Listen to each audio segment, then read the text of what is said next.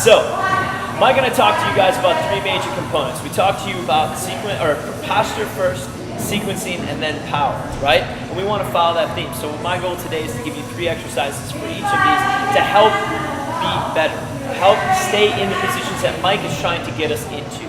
All right, so I'm going to go right into it. We're going to talk posture. If you found yourselves getting tight, trying to hold that 5-iron stance, a lot of you were. The hips were getting tight, the lower backs especially.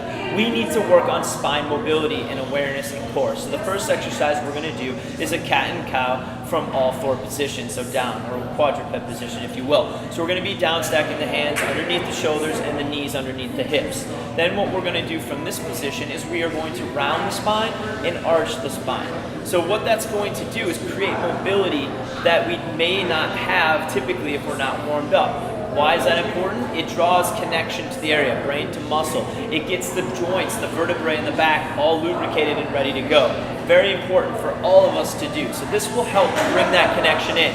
At the last part of your cat and cow, I want you to arch that back, tighten the core, and really find your neutral spine, and that's where it's at. You're going to have that same posture when you're actually holding that 5-iron stance. Okay, so the cat and cow is number 1. Number 2 is from that same position, if we find ourselves that we need to strengthen those lower back muscles and spine muscles, what we're going to do is what we call a bird dog. The bird dog is where we take the opposite limbs, so the arm, say right arm and left leg, and we move those together and we move them up, again from that all 4 position. Holding for about 3 seconds at the top is ideal. Maybe doing 5 or so reps will be plenty if you're holding for that time frame. At the bottom, try to get that elbow to contact the knee, and that will really help draw in that core and then expand. Be sure to keep that core, meaning the lower back and the hip area, nice and neutral. We don't want to see a big arch in the spine when you do that. Finally, the last exercise, we're going to bring you up, and we're going to do that bird dog, or that Buddha squat rather, movement, where we get about another really nice 5-iron stance, and we're going to stretch out those hamstrings and reach down into the arches of the feet. We want to stretch those hamstrings for a minute, so take a breath in each time you move within this exercise.